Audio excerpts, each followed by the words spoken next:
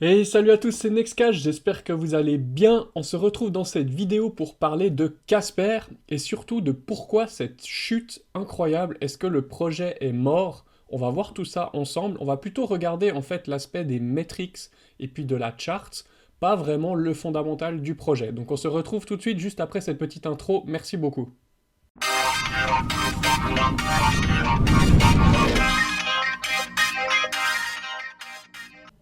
Voilà, donc on se retrouve directement sur le site web de Casper. Alors, l'idée, comme je vous ai dit, c'est pas de parler du fondamental. Pour moi, le projet Casper est un vraiment excellent projet.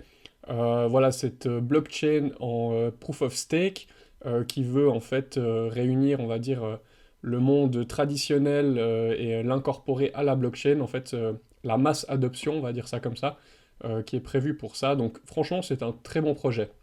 Là, on va plutôt parler de pourquoi le prix a autant chuté, et vous allez voir qu'il y a des choses assez intéressantes à regarder de ce côté-là. Donc voilà, plutôt, maintenant ce que j'aimerais discuter avec vous, c'est que le projet Casper a été lancé sur CoinList. Donc on peut voir ici, j'ai la liste en fait de tout ce qui a été émis par CoinList. Donc pour ceux qui ne connaissent pas CoinList, je vous laisse aller regarder, j'ai une autre vidéo qui explique ça, qui explique un petit peu la plateforme, et puis notamment Solana qui a été lancé sur CoinList, qui est très connu. Maintenant, on peut voir que Casper est dans les 10 premiers, donc avec un ROI actuel de 5 fois, et par contre, on peut remarquer que l'ATH a été un ROI de 1359 fois, c'est juste énorme. Donc ce qui peut aussi expliquer qu'il y a eu une énorme hype au départ du projet déjà, pour avoir des multiples qui sont aussi grands. Solana, par exemple, a eu un 1180, par contre, actuellement, on est en 480. Donc, vous voyez que Solana est un projet qui a bien décollé et qui est stable. Par contre, Casper a décollé dès le départ, mais c'est vraiment craché derrière. On va essayer de comprendre un petit peu pourquoi. Donc voilà, donc CoinList, c'est déjà très compliqué. C'est qualitatif, on va dire. C'est très compliqué de participer parce qu'il y a des listes d'attente énormes. Il faut avoir beaucoup de chance pour rentrer sur le projet. Quoi qu'il en est, ceux qui ont participé sur CoinList pour le projet Casper sont quand même en x5, ce qui est très honorable, hein. Donc voilà, je vous mettrai tous les liens en dessous de la vidéo, comme d'habitude. Vous pourrez avoir cette liste aussi. Ensuite, sur CoinMarketCap, donc pour Casper, qu'est-ce qu'on peut voir? Eh ben, on peut voir justement la monstre hype qu'il y a eu au départ. Donc le prix, je ne sais pas s'il est même allé encore plus haut, mais en tout cas, j'ai un prix de 1,40 $ quasiment. Et aujourd'hui, on voit qu'il est à 0,07 centimes de dollar. Vous pouvez voir le crash est monumental. Ceux qui ont acheté ici, ben, malheureusement, je pense qu'ils ont déjà capitulé, comme on dit. Donc ouais, vous pouvez voir que la courbe est actuellement très plate, hein. Donc voilà, il se passe pas grand-chose. Maintenant, on va essayer de comprendre pourquoi est-ce que le projet est mort. Est-ce que qu'est-ce qui s'est passé? Pourquoi c'est comme ça plat? Pourquoi ça décolle pas, tout simplement? Donc en fait, il y a une métrique qui est assez intéressante déjà de regarder, c'est l'inflation sur cette crypto. Donc le circulating supply par rapport au max supply, au total supply. Et vous pouvez voir qu'il y en aura 10 milliards, presque 11 milliards, et puis actuellement en circulation, on en a 4 milliards. Vous pouvez voir qu'il y a encore une différence entre le total et puis ce qui est actuellement en circulation, ce qui fait qu'en fait, ils rajoutent des coins en circulation, et ça dilue le prix, ça dilue la valeur en fait pardon, du token. Et ça, on peut le voir sur un site que j'utilise assez souvent, qui est le Chart Coin Trader Pro. Et ce qui est intéressant, c'est que si ici vous mettez CSPR, vous pouvez en fait avoir, vous voyez ici, Casper Supply. Donc en fait, c'est très intéressant. Sur cette charte, on va pouvoir directement regarder en fait l'émission et l'inflation qu'il y a sur le coin. Donc vous pouvez voir que la courbe ici en vert, elle est énormément montée.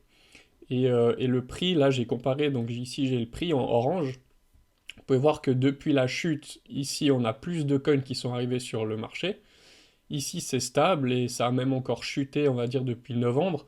Mais par contre, si je regarde ici, pardon, depuis novembre, on a une inflation de 60%, donc c'est énorme, hein, sur les quelques derniers mois.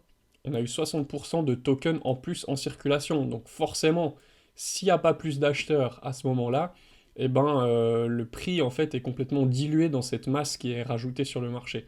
Donc vous pouvez voir qu'il y a quand même souvent des grosses pics d'inflation. Là, il n'y en a plus depuis, on va dire, le début du mois. Après, apparemment, ils ont dilué un petit peu tous les mois, donc il y en a de nouveaux qui sont en circulation tous les mois.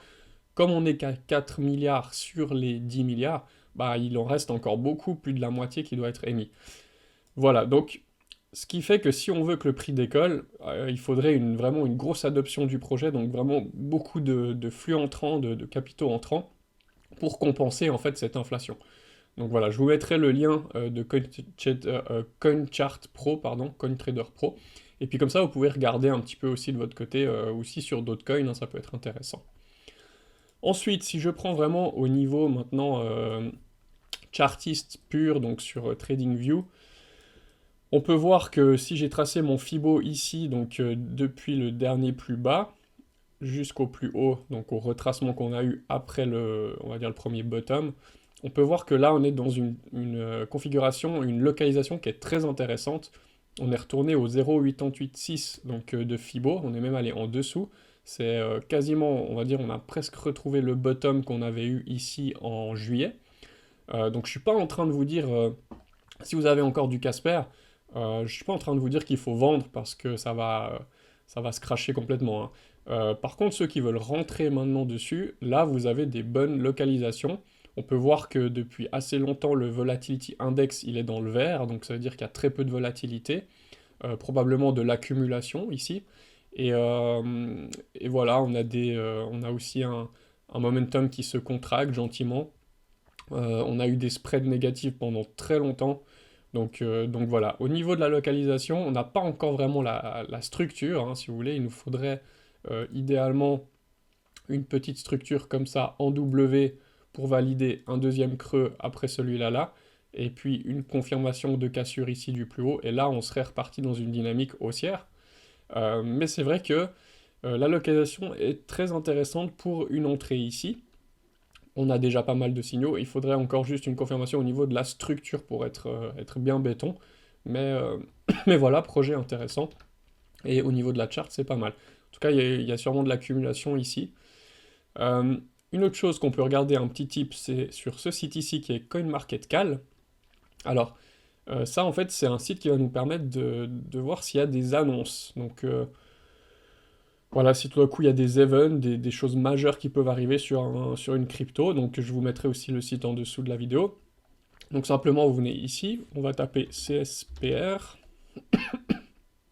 voilà, on fait rechercher, et s'il y a tout d'un coup quelque chose, un gros event, ou je sais pas, un mainnet, quelque chose qui se lance, une update majeure sur le projet, vous le verrez ici, donc là actuellement il n'y a rien du tout.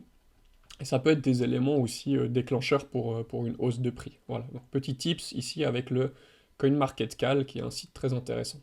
Voilà, j'espère que cette vidéo vous aura plu, c'est très court. C'était juste pour parler un petit peu donc, de pourquoi le prix ne remonte pas, en fait cette métrique de l'inflation sur une crypto-monnaie, c'est très important, et je voulais vous sensibiliser en fait là-dessus, que vous ayez ces informations.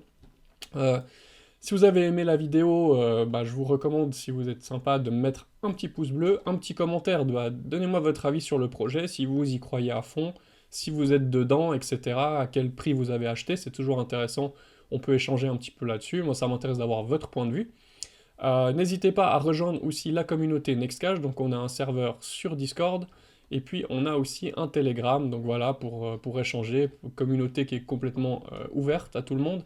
Et moi ça me fait très plaisir de vous avoir avec nous pour la suite. Voilà, donc si vous voulez que je continue à vous faire des vidéos un peu dans le même style, n'hésitez pas à pouvoir me mettre un petit pouce bleu, ça encourage toujours mon travail. Merci beaucoup, et moi je vous dis à ciao ciao, à plus dans une nouvelle vidéo.